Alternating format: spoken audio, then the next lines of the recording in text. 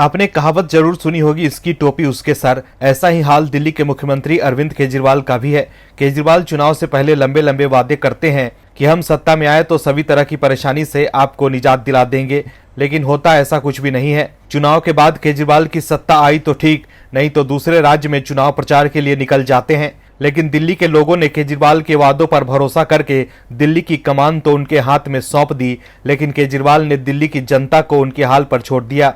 दिल्ली की जनता की समस्याओं को दूर करने की बजाय केजरीवाल की पार्टी के नेता बहानेबाजी कर रहे हैं। केजरीवाल दिल्ली की जनता से किए वादे तो पूरा नहीं कर पा रहे हैं और दूसरे चुनावी राज्यों में जाकर बड़े बड़े वादे कर रहे हैं।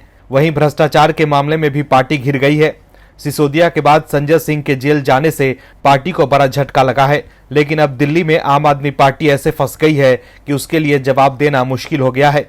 क्या है खबर, बताते हैं आपको इस रिपोर्ट में। दरअसल केजरीवाल दिल्ली की जनता को प्रदूषण से निजात नहीं दिला पाए और अब दिल्ली में फिर से जहरीली हवा ने डेरा डाल दिया है। तो आपके नेता केंद्र सरकार पर आरोप लगा रहे हैं कि केंद्र सरकार नहीं चाहती कि प्रदूषण खत्म हो। अपने आप को फंसता देख आम आदमी पार्टी ने एक बार फिर ब्लेम गेम खेलना शुरू कर दिया है।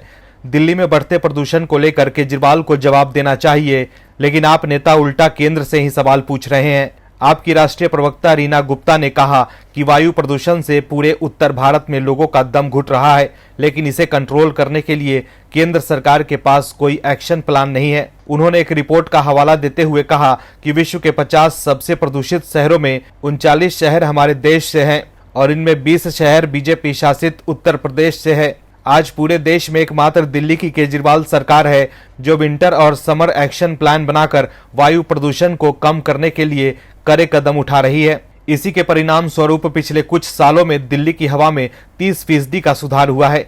आपका कहना है कि अगर प्रदूषण इतनी बड़ी इमरजेंसी है तो क्या केंद्र सरकार को समाधान के लिए कोई कदम नहीं उठाना चाहिए? इस पर उनका क्या प्लान है?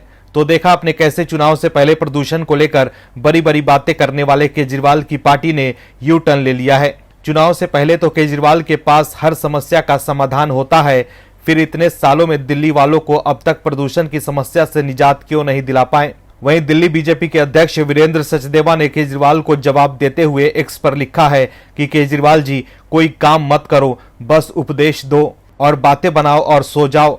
कुछ शर्म बची है तो चुल्लू भर पानी में डूब मरो। केजरीवाल सरकार को काम करना चाहिए, ना कि सिर्फ बतौलेबाजी, नहीं तो आने वाले समय में केजरीवाल और आपको दिल्ली की जनता जवाब जरूर देगी। Bureau report, OMH news. और भी वीडियोस देखने के लिए चैनल को सब्सक्राइब करें और बेल आइकन को दबाएं।